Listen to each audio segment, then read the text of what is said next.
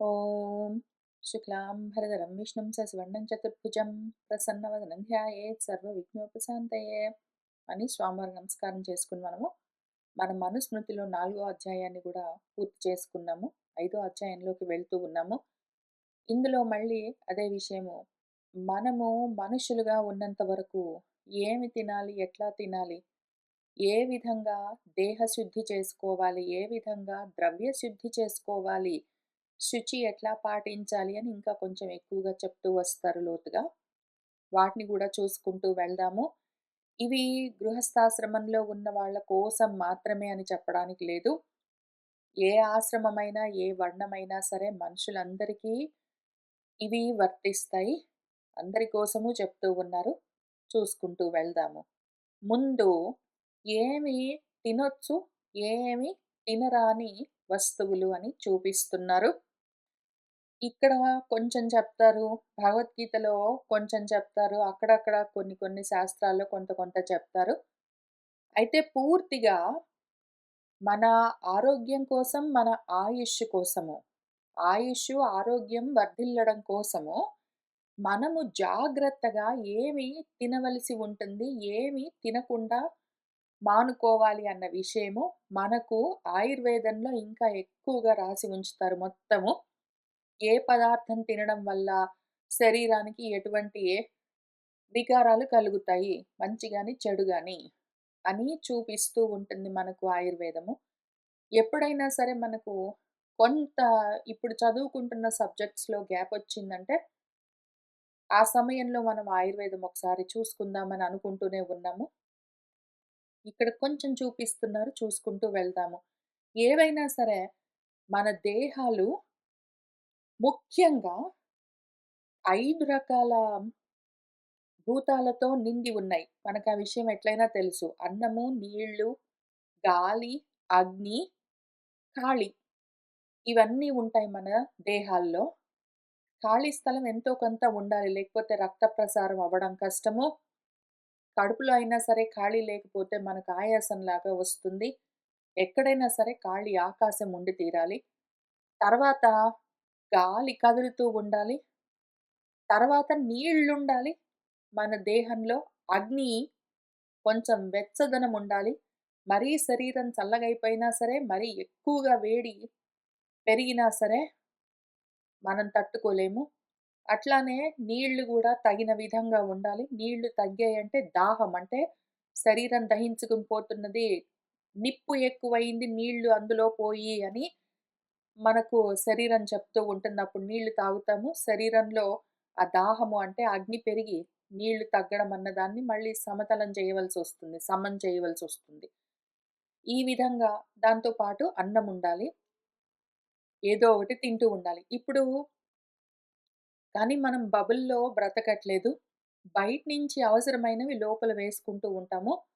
లోపల అనవసరమైన వాటిని బయటికి పంపిస్తూ ఉంటాము. ఇది చేస్తూ ఉన్న సమయంలో బయట నుంచి లోపలికి ఏవి తీసుకుంటున్నామో అవి శుచిగా, శుద్ధిగా ఉండాలి. ఒకటి.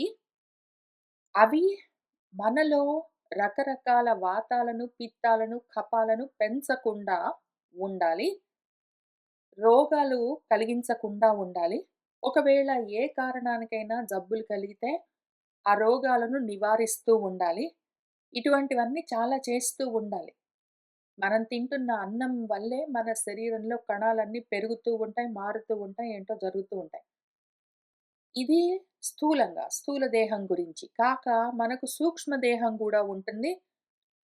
మనము తినే అన్నంలో రాజసికమైన, తామసికమైన లక్షణాలను పెంచే గుణాలతో ఉన్న పదార్థాలను మనం భుజించామంటే, ఆ గుణాలు మనలో వృద్ధి చెందుతాయి. మనం ఒకవేళ సాత్వికమైన గుణంతో ఉండాలి అంటే, సాత్వికమైన పదార్థాలను ఆహారంగా పుచ్చుకోవాల్సి ఉంటుంది. ఈ మాటలన్నీ మనం వింటూనే ఉంటాము. మనకు కొత్త గాదు. అయినా గూడా మన శాస్త్రకారులు మనకు చెప్తూనే ఉంటారు. ఇక్కడ గూడా కొన్ని చెప్పారు. చూసుకుంటూ వెళ్దాము. మనమేం చెయ్యాలి అంటే, లశునం గృంజనం చయేవ పలాండుం కవకాని చ అభక్ష్యాణి ద్విజాతీనాం అమేధ్య ప్రభవాణి చ. ఎవరైనా సరే అన్నం తింటూ ఉన్న సమయంలో లశునము అంటే లెస్సున్ అంటారు హిందీలో. వెల్లుల్లి, గార్లిక్ దాన్ని తినకుండా ఉండాలి. ఎందుకు అంటే ఒకానొక సమయంలో ఇటువంటివన్నీ లశునం అంటే గార్లిక్, ఇందాక చెప్పుకున్నట్టు వెల్లుల్లి, గృంజనము అంటే ముల్లంగి, పలాండు అంటే ఆనియన్స్, ఉల్లిపాయలు, కవకాలు అంటే మష్రూమ్స్, కుక్కగొడుగులో ఏవో అంటారు. ఇవన్నీ అమేధ్య ప్రభవాన్ని ఏవో నీరు నిలిచే ప్రాంతాల్లో దొరికే వస్తువులు. అక్కడ పుట్టి పెరుగుతూ ఉంటాయి. వీటి వల్ల మనకు అనారోగ్యాలు కలిగే అవకాశం ఉంటుంది స్థూలంగా. సూక్ష్మంగా గూడా ఈ కవకాలు అంటే పుట్టగొడుగులు, మష్రూమ్స్, పలాండు అంటే ఆనియన్స్ ఇటువంటివి తామసికమైన గుణాన్ని పెంచుతాయి మనలో. గృంజనము అంటే టర్నిప్, ముల్లంగి, లశునము అంటే గార్లిక్, వెల్లుల్లి ఇవి రజోగుణాన్ని పెంచుతాయి మనలో. కాబట్టి రజోతమో గుణాలు వద్దు తగ్గించుకుందాము, సత్వగుణాన్ని పెంచుకుందాము అనుకున్నప్పుడు ఇటువంటివి తినకుండా ఉండవలసి ఉంటుంది. అంటే ఇక్కడికే అయిపోయిందా కంప్లీట్ లిస్ట్ అంటే కాదు. కొన్ని ఎగ్జాంపుల్‌కి చెప్తున్నారు. ఎక్కువగా మనం వాడేందుకు అవకాశం ఉన్న వాటిలో ఏవి తగ్గించుకుంటే మనలో గుణదోషాలు మనము సరిచేసుకోవచ్చు అని చెప్తూ ఉన్నారు. కాక అమేధ్య ప్రభవాణి, అమేధ్యము అంటే అశుచి అయిన ప్రాంతాల్లో పెరిగే ఏవైనా సరే చెట్లున్నాయనుకోండి. పొలాల్లో పండించేవి ఉంటాయి. ఒక్కొక్కసారి తోటకూర మొదలైనవి, బచ్చలి కూర అట్లాంటివి, గోంగూర ఇట్లాంటివి ఏవైనా సరే కూరలు, ఆకులు, తులసి మొదలైనవి ఏవైనా సరే మన హెర్బ్స్ కానీ, శాకాహారాలు వెజిటబుల్స్ కానీ అట్లాంటివి పొలాల్లో పండిస్తారు. అవన్నీ వాడొచ్చు. కానీ ఒక్కొక్కసారి రోడ్డు పక్కన గూడా పెరిగేందుకు అవకాశం ఉంటుంది. మా ఇంటి దగ్గర గూడా అందుకని ఈ 2 ముఖ్యంగా గుర్తుకొచ్చాయి నాకు. బచ్చలి కూర ఒకటి, తర్వాత ఈ తోటకూర ఒకటి చాలా ఎక్కువగా ఎక్కడ పడితే అక్కడ పెరుగుతాయి మా ఇంటి చుట్టుపక్కల. గడ్డిలో కొంచెం అవతల, ఇవతల రోడ్లకి పక్కగా. కానీ ఏంటంటే వాటిని చూస్తే చాలా ఇంట్రెస్టింగ్ అనిపిస్తుంది. మా దగ్గర అసలు ఫ్లోరిడాలో కూరగాయలు అవి దొరకడం ఈజీగా దొరకడం. మేమున్న ప్రాంతంలో ఇంకా మరి కష్టము. వీటిని చూస్తే బాగున్నాయి గదా! తినొచ్చు గదా! అని అనిపించినా గూడా, అవి పెరుగుతున్న ప్రాంతం ఎక్కడ? ఏదో రోడ్ల పక్కన లేకపోతే ఇంట్లో కమ్యూనిటీస్‌లో అయినా సరే, ఆ గడ్డి పెంచుతున్న ప్రాంతాల్లో అక్కడ పెరుగుతూ ఉంటాయి. అక్కడేమవుతాయి, రీసైకిల్ చేస్తున్న నీళ్ళతోటి ఆ గడ్డి పెంచుతారు. కాబట్టి ఆ వాటర్ స్ప్రింక్లర్స్‌తో వస్తున్న నీళ్ళతో పెరిగే ఆకుకూరలు తెచ్చుకొని మనము తింటే, వాటి వల్ల మనకేమైనా అనారోగ్యాలు కలిగే అవకాశం ఉంటుంది మరి. అందుకని అటువంటి వాటిని తినగూడదు. అవెట్లా చూడ్డానికి నిగనిగలాడుతూ చక్కగా అందంగా కనిపించినా గూడా, మరి వాటిని తినకుండా ఊరుకుంటాము. ఆ విధంగా మనకు సొంతంగా గూడా తెలియాలి. కొన్ని మన వాళ్ళు చెప్తారు, పెద్దవాళ్ళు చెప్తారు, శాస్త్రకారులు చెప్తారు. కొన్ని మనకు గూడా తెలుస్తాయి. కొన్ని తింటూ ఉంటే అనారోగ్యం కలుగుతుందని చూసుకొని మానుకుంటాం మరి. అటువంటివన్నీ అభక్ష్యాణి, తినరాని పదార్థాలు అని చెప్తున్నారు. తర్వాత అనిర్దశాయాః గోః క్షీరం ఔష్ట్రం ఐకశపం తథా ఆవికం సంధినీ క్షీరం వివత్సాయాః చ గోః పయః. ఇటువంటివి కూడా అభక్ష్యాణి మనము భుజించరాదు. ఏవి అంటే అనిర్దశాయాః గోః క్షీరం. ఏదైనా ఒక ఆవు ఈనిన తర్వాత మొదటి 10 రోజులు ఆ పాలను మనము మనుషులము పుచ్చుకోవడానికి వీల్లేదు. ఎందుకు అంటే, కొత్తగా ఒక ఆవు దూడని ఈనిన తర్వాత, ఆ సమయంలో ముర్రు పాలను అట్లా వస్తాయి. వాటితో లాభం ఏంటి అంటే, ఆ ఆవుల యొక్క దూడలకు అవప్పుడే పుట్టి ఉంటాయి. వాటికేమైనా రోగాలు కలగకుండా వాటికి ప్రొటెక్టింగ్‌గా ఆ ఆవులోని పాలలో కొన్ని రకాల పదార్థాలుంటాయి. అవన్నీ మనకు మనుషులకి తగినవి కావు. మనం వాటిని జున్ను అనేదో అంటాం. జున్ను పాలు, జున్ను చేసుకొని తింటాం. ఏదో జేస్తాము. కానీ అది మంచిది గాదు, వద్దు అని చెప్తున్నారు. తర్వాత ఔష్ట్రం ఒంటె నుంచి వచ్చే పాలను కూడా మనము మనుషులము తాగవలసిన అవసరం లేదు, వద్దు అని చెప్తున్నారు. ఏకశపం గుర్రాల నుంచొచ్చినవి ఏవని జంతువులను ఏ జంతువుకు ఏ పాలొచ్చినా సరే, ఏదో లేకపోతే ఆవికం గొర్రె పాలో, మేక పాలో రకరకాల పాలు ఉంటాయి మరి ఏ జంతువుకైనా సరే మ్యామల్స్‌కి. వాటి పిల్లల కోసము పిల్లలు కలిగిన వెంటనే తల్లులకు ఆవులకైనా, గొర్రెలకైనా, బర్రెలకైనా, మేకలకైనా, గుర్రాలకైనా, గాడిదలకైనా, ఒంటెలకైనా దేనికైనా పాలు ఉంటాయి మరి. అన్నీ నా కోసమే అనుకోని ప్రతిదీ ఎక్స్‌పెరిమెంట్‌లన్నీ చేసుకుంటూ కూర్చోవద్దు. ఆవు పాలు మనం తాగొచ్చు. అవి కూడా మళ్ళీ జున్ను పాలు అట్లాంటివన్నీ గాదు. ముందు 10 రోజులు వదిలిపెట్టి తర్వాత నుంచి మనము తాగవచ్చు. అట్లానే సంధిని క్షీరం ఏ సమయంలో పడితే ఆ సమయంలో పాలిచ్చే ఆవులున్నాయనుకోండి, అటువంటి ఆవుల దగ్గర నుంచి వచ్చే పాలను తాగొద్దని చెప్తున్నారు. పాలు ఇవ్వడానికి కూడా ఒక సమయం, సందర్భం ఉంటుంది ఆవులకైనా సరే. ఏదో పొద్దునో, సాయంత్రమో ఇస్తాయవి. ఎప్పుడు పడితే అప్పుడు పాలిచ్చే ఆవులో, బర్రెలో ఉంటే అటువంటి పాలు తాగొద్దని చెప్తున్నారు. సంధిని క్షీరం.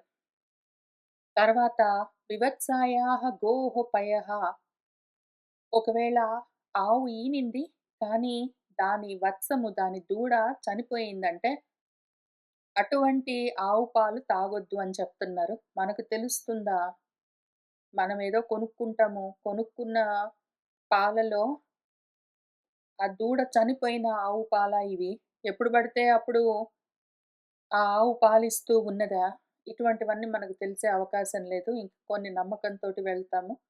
కానీ అవకాశం ఉన్నంత వరకు ఈ విధంగా జాగ్రత్తగా మనము పాలను పుచ్చుకోవచ్చని చెప్తున్నారు. ఇప్పుడు ఆ పాలతో చేసే దధి అంటే పెరుగు గురించి చెప్తున్నారు.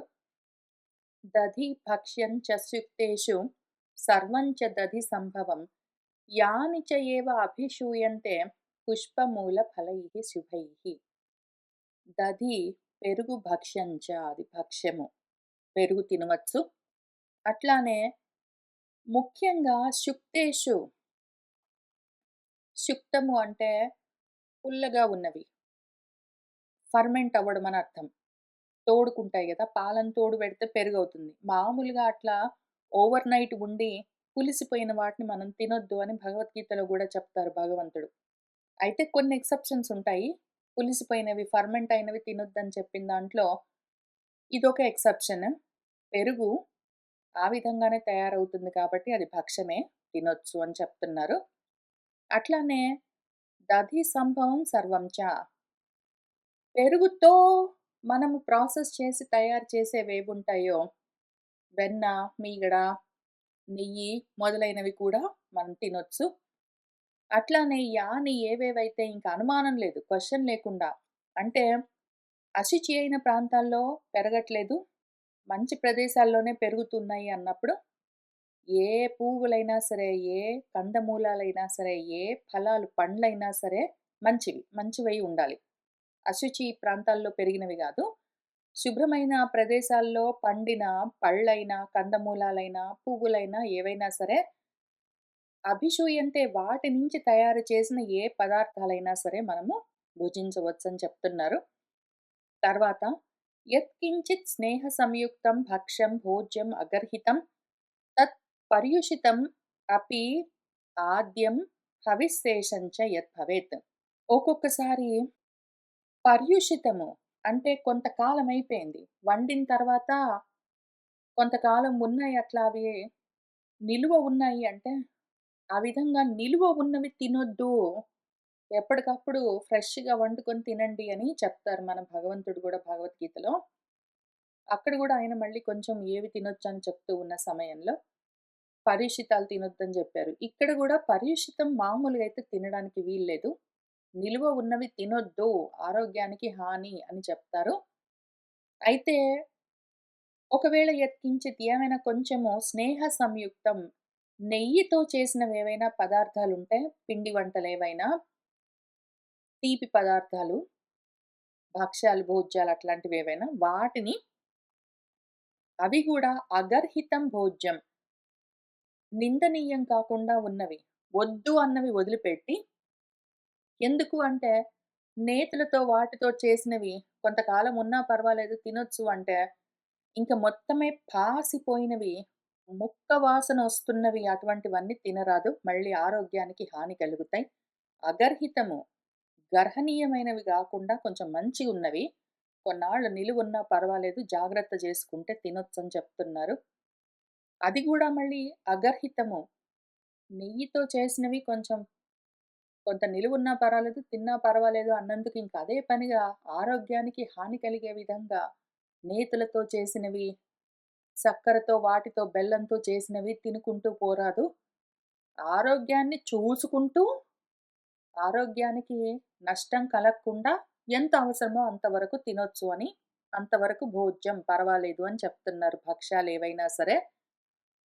అట్లానే యద్భవేత్ ఏదైతే హవిశేషం ఉంటుందో, హవిర్భాగంలో మిగిలిన హవిర్శేషాలు లేదా ప్రసాదము. ఏదైనా గుడికి వెళ్ళినప్పుడు, తిరుపతికి అట్లా వెళ్ళినప్పుడు లడ్డూనో ఏదైనా ఉంటుంది మరది. కొంతకాలం ఉండవలసి వస్తుంది నిలువ. ఒక్కొక్కసారి వేరే ప్రదేశం నుంచి మనకు అది అందేసరికి కొన్ని రోజులు పట్టొచ్చు. అట్లాంటప్పుడు మరేం చేయాలంటే ప్రసాదం గాబట్టి కొంచెం పుచ్చుకున్నా పర్వాలేదు.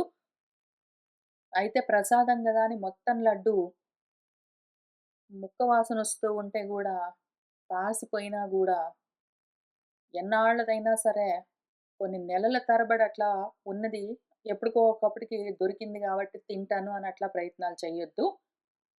జాగ్రత్తగా చెయ్యాలి. చెయ్యమన్నందుకు ఆలోచించుకుని ఎక్స్‌ట్రీమ్స్‌లో గాకుండా చెయ్యాలి. తర్వాత చిరస్థితమపి తు ఆద్యం అస్నేహాక్తం ద్విజాతిభిః యవగోధూమజం సర్వం పయసః చ ఏవ విక్రియా. కొన్ని ఏదో నేతులతో తయారు చేసినవి కొంతకాలం నిలువ ఉన్నా తినొచ్చు. పరిషితమైన అయినా గూడా ఆద్యం భోజ్యమే అని చెప్పారు గదా! ఒక్కొక్కసారి ఏమవుతుంది నేతులతో సంబంధం లేకుండా చేసుకుంటాం మనము. నెయ్యి కాకుండా అస్నేహాక్తం నెయ్యి అటువంటివి ఉపయోగించకుండా ఏవైనా పదార్థాలు చేసుకుంటే అవి కూడా చిరస్థితమిపి ఏవో కారపూస లాంటివి చేసుకున్నామనుకోండి. భక్ష్యాలు అట్లాంటివి చేసుకుంటే లడ్డూలు, మైసూర్ పాకు అట్లాంటివి చేసుకున్నప్పుడు నేతులతో, చక్కెరతో వాటితో చేస్తాం. నిలువుంచుకొని తింటాం. పాసిపోకుండా, ముక్క వాసన రాకుండా ఉన్నంత వరకు కొంచెం తినొచ్చు. అయితే ఒక్కొక్కసారి ఏదో కారపూసలో, తపాలు చెక్కలో, అప్పాలు అట్లాంటివి చేసుకున్నప్పుడు నెయ్యి వాడొచ్చు, వాడకపోవచ్చు. అవి కూడా కొంచెం చిరకాలం ఉండొచ్చు. కొంతకాలం అవి దాచుకుని వాడుకోవచ్చు. అటువంటివి గూడా తినొచ్చు పర్వాలేదు. కానీ జాగ్రత్త పడాలి. మొత్తము ఎండిపోయి కట్టెల్లాగా తయారయ్యి పళ్ళు ఊడేట్టు ఉన్నవి తింటే కడుపు నొప్పి వచ్చేవి అటువంటివన్నీ ఉంటే చూసుకొని పడేయొచ్చు పర్వాలేదు. అన్నీ మనం తినడం కోసమే ఏమి అక్కడ రాసి పెట్టలేదు. మనం తినకపోతే అవన్నీ ఏమవుతాయి పాసిపోయినవి, ముక్కిపోయినవి, ఎండిపోయినవి, గట్టిగా ఉన్నవి, తింటే కడుపు నొప్పొచ్చేవి, కారం ఎక్కువైనవి, ఉప్పు ఎక్కువైనవి, నెయ్యి, చక్కెర అవన్నీ ఎక్కువైనవి. అయినా సరే ఎందుకు పడేయడం అని మింగుతాను అంటే, అదేమైనా నీ కడుపు ట్రాష్ క్యానా? ఆరోగ్యం చెడిపోతుంది. దాని బదులు ట్రాష్ క్యాన్‌లో పడేస్తే నయము. అయితే మరవన్నీ వ్యర్థం చేయగూడదు గదా! వేస్ట్ చేయగూడదు. మరవన్నీ భగవత్ స్వరూపం గదా! అన్నం పరబ్రహ్మ స్వరూపం అందుకే పడేయకుండా తింటాను అంటే తిను గానీ, ఆరోగ్యం గూడా చూసుకోవాలి. నీ దేహం గూడా పరబ్రహ్మ స్వరూపమే. పాసిపోయినవి, కుళ్ళిపోయినవి, పుచ్చిపోయినవి, చెడిపోయినవి, వాసనొస్తున్నవి, తీగలు సాగుతున్నవి, ముక్క వాసనొస్తున్నవి, ముక్కిపోయినవి ఇటువంటివన్నీ కూడా తింటే నీ దేహం ఏమైపోతుంది? దాని బదులు పడేయడం నయము. ఇవన్నీ ఎందుకిట్లా జరుగుతాయి? పాసిపోవడము, చెడిపోవడము అని మనం అంటాం గానీ, అంటే ఏమి అంటే వేరే జీవులు తింటున్నాయని అర్థము.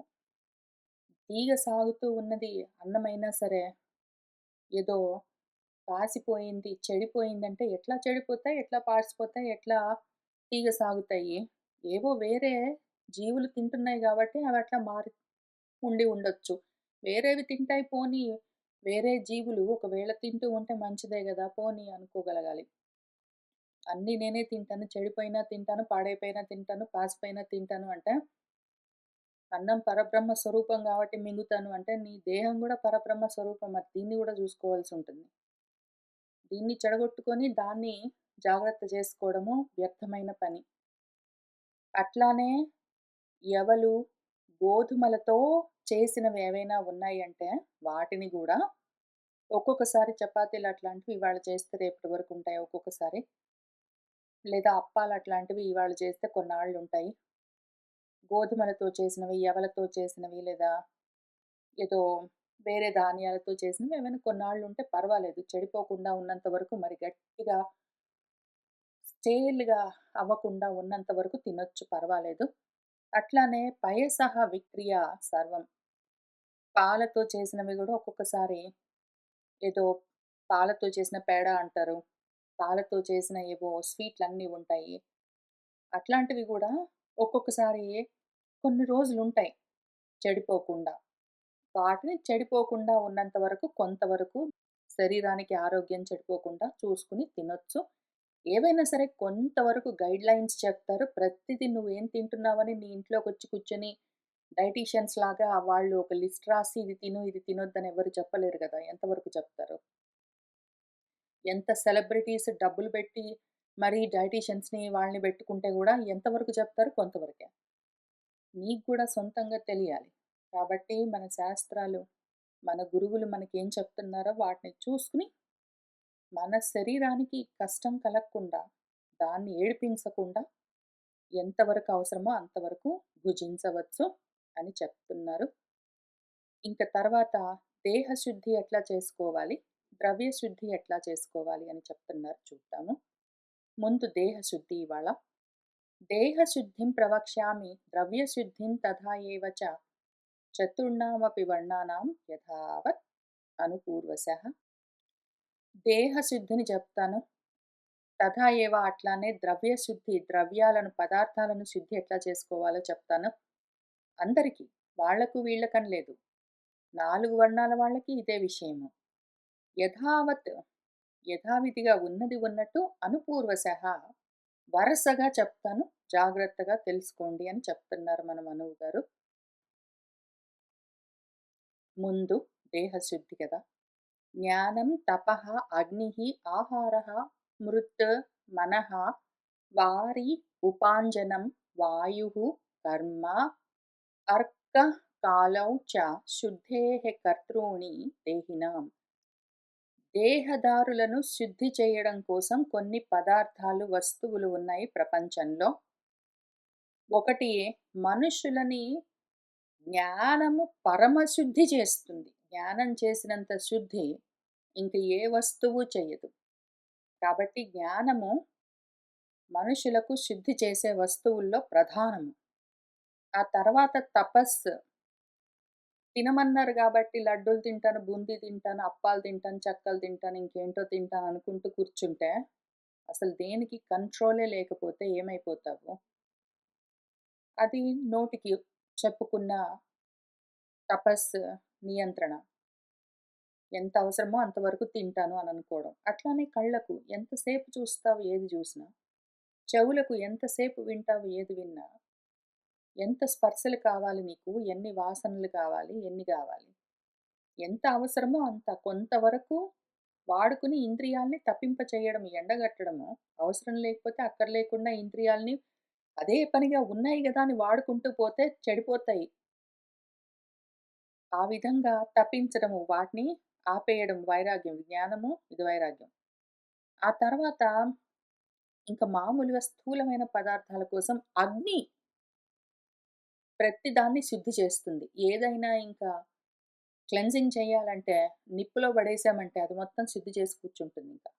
బూడిద కుప్ప చేస్తుంది. ఇంకా ఏదైనా ఒకటి చాలా అశుచిగా ఉన్నది దాన్ని నీళ్ళతోటి వాటితోటి కడిగితే గూడా పోవట్లేదు. ఏం చెయ్యాలి అంటే నిప్పులో వేస్తే అది మొత్తం క్లీనింగ్ చేస్తుంది. ఆహారం గూడా శుద్ధి చేస్తుంది మనల్ని. లేకపోతే మనకు అనారోగ్యం అన్న అశుచి కలుగుతుంది. నీరసమన్న అశుచి కలుగుతుంది. మొదలైనవి. మట్టితోటి కూడా శుద్ధి చెయ్యొచ్చు. కొన్ని వస్తువులను. మనస్సుతోటి కూడా మనము వాక్కులను మొదలైన వాటిని శుద్ధి చెయ్యొచ్చు. మన కర్మలను, మన వాక్కులను మనసుతో శుద్ధి చెయ్యొచ్చు. నీటితో కొన్ని వస్తువులను శుద్ధి చేయొచ్చు. నీటితో చాలా వస్తువులు క్లీన్ జేయొచ్చు. నీళ్ళతో ఎన్నో క్లీన్ జేయొచ్చు. అట్లానే ఉపాంజనం నీళ్లు చిలకరించి, నీటితో తుడిచి చాలా శుద్ధి చేయొచ్చు. ఇవన్నీ మనం చేస్తూనే ఉంటాం. మనకు తెలిసిన విషయాలే. గాలితో చాలా శుద్ధి చెయ్యొచ్చు. గాలితో ఎండగట్టి శుద్ధి చెయ్యొచ్చు. అదే మనకిక్కడ చూస్తూనే ఉంటాం రోడ్ల మీద మట్టి గాని, ఆకులు గాని ఏమైనా ఉంటే పెద్దగా గాలితో ఊడుస్తూ ఉంటారు. ఆ రకంగా కూడా చేయొచ్చు. విసిరితే అక్కడి నుంచి అన్నీ లేచిపోతాయి. ఆ రకంగా గూడా శుద్ధి చేయొచ్చు. కర్మల వల్ల గూడా శుద్ధి కలుగుతుందని చెప్తున్నారు.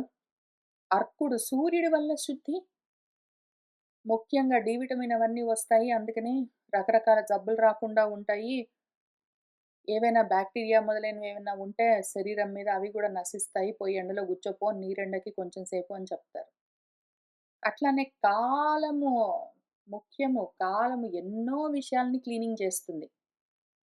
మనసులో ఏవైనా మనసు మన కర్మలను, మన మాటలను శుద్ధి చేస్తే, అసలు ఆ మనస్సుని కాలం శుద్ధి చేస్తుంది. మనకేదైనా కష్టమొచ్చిందో, దుఃఖమొచ్చింది, శోకమొచ్చింది, బాధనిపించింది, ఏమైనా మనసులో మాలిన్యం ఉన్నది, కోపమున్నది, ఏదైనా ఉన్నది అంటే, వాటన్నింటిని కాలమే క్లీన్ చేస్తుంది. ఇవాళ నాకు చాలా కోపమొచ్చిందనుకోండి, పొద్దున చాలా కోపమొచ్చిందనుకోండి, సాయంత్రానికల్లా ఆ కోపం తగ్గిపోతుంది. ఎట్లా? మనసులో ఆ కోపం ఎట్లా తగ్గుతుంది? కాలం గడుస్తున్న కొద్దీ వాటంతట అవే సర్దుకుంటూ ఉంటాయి. కాలము అన్నింటికన్నా ఎక్కువగా చాలా విషయాలు మనసులోవి క్లీనింగ్ చేస్తుంటుంది. మనము ప్రయత్నంతో, జ్ఞానంతో మనసుని శుద్ధి చేయొచ్చు. అయితే ఒక్కొక్కసారి జ్ఞానము కొంచెం స్లోగా పనిచేసినా గూడా జ్ఞానం ఉన్నా లేకపోయినా కాలం మాత్రం క్లీనింగ్ చేయగలదు. ఈ విధంగా చాలా ఉంటాయి శుద్ధి చేసే పదార్థాలు. స్థూలమైనవి, సూక్ష్మమైనవి. సూక్ష్మమైన దేహాల కోసము. సర్వేషాం ఏవ శౌచానాం అర్ధశౌచం పరం స్మృతం. యః అర్థే శుచిః హి సః శుచిః న మృత్యువారి శుచిః. అయితే ఇన్ని ఉంటాయి గాని అన్నింటికన్నా గూడా శౌచానాం సర్వేషాం ఏవ అన్ని రకాల శుద్ధిలలో కూడా పరమ శౌచం ఏది అంటే అర్ధ శౌచము.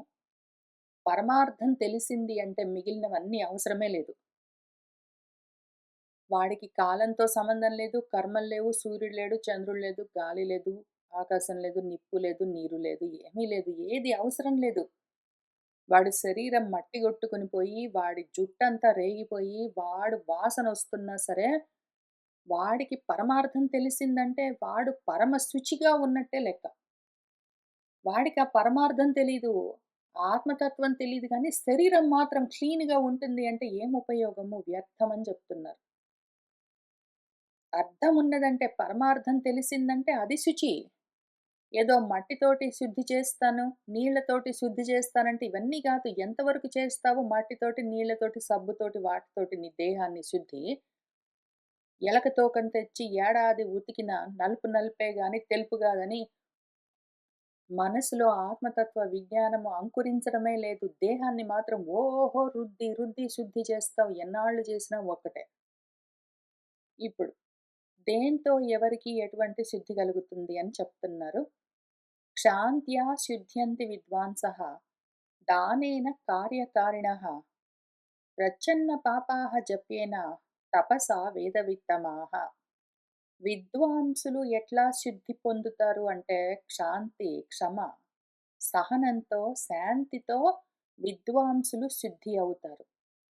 విద్వాంసులకు చిత్తశుద్ధి ఎట్లా కలుగుతుంది అంటే శాంతిగా ఉండడం వల్ల. కార్యాలు చేస్తూ ఉంటారు. కర్మలు చేస్తూ ఉన్న వాళ్లకు చిత్తశుద్ధి ఎట్లా కలుగుతుంది అంటే, ఆ కర్మలు చేస్తూ ఉంటే ఏదో ప్రాప్తిస్తుంటుంది గదా వాళ్ళకు. దాన్ని దానంగా ఇస్తూ పోతూ ఉంటే వాళ్లకు చిత్తము శుద్ధమవుతుంది అని చెప్తున్నారు. ప్రచ్ఛన్న పాపాహ జప్యేన మనసులో కోపాలు, తాపాలతో జారిపోతూ ఉన్నవాళ్ళు అటువంటి మనసును, ఆ చిత్తాన్ని శుద్ధం ఎట్లా చేసుకోవాలి అంటే, జపాలతో. జపం చేశావంటే, ధ్యానం అవన్నీ చేశావంటే ఫోకస్ ఉంటుందప్పుడు. కోపాలు, తాపాలు, కోరికలు తగ్గుతాయి. ఆ విధంగా శుద్ధి చేసుకోవచ్చని చెప్తున్నారు. అట్లానే వేదవేత్తలున్నారంటే, వేదవేత్తల్లో గూడా ఉత్తములున్నారంటే, తపస్సులతో వాళ్ళని వాళ్ళు శుద్ధి చేసుకోవచ్చు అని చెప్పారు. తర్వాత అద్భిః గాత్రాణి శుధ్యంతి మనః సత్యేన శుధ్యతి విద్యా తపోభ్యాం భూతాత్మ బుద్ధిః జ్ఞానేన శుధ్యతి. గాత్రాన్ని స్థూల దేహానికి ఉన్న చేతులు, కాళ్ళు, నోరు, ముక్కు, పళ్ళు ఇట్లాంటివన్నీ ఎట్లా శుద్ధి చేసుకుంటావో నీ అంగాలను, అద్భిః నీళ్లతో శుద్ధి చేసుకోవచ్చు. నీళ్లు శరీర అవయవాలను, స్థూలమైన శరీరానికి ఉన్న అవయవాలను శుద్ధి చేస్తుంది. స్నానాలు చేస్తే, పళ్ళు తోముకుంటే, బాత్రూమ్‌కెళ్ళొస్తే, మంచినీళ్ళు తాగితే, ఇవన్నీ చేస్తే ఓన్లీ స్థూల దేహం మాత్రం సిద్ధమవుతుంది. లోపల అంతఃకరణం ఉన్నది. అందులో ఒకటి మనస్సు. మనస్సు ఎట్లా శుద్ధమవుతుంది అంటే, సత్యమున్నది అంటే మనస్సు శుద్ధమవుతుంది. అట్లానే మనసయిపోయాక బుద్ధి.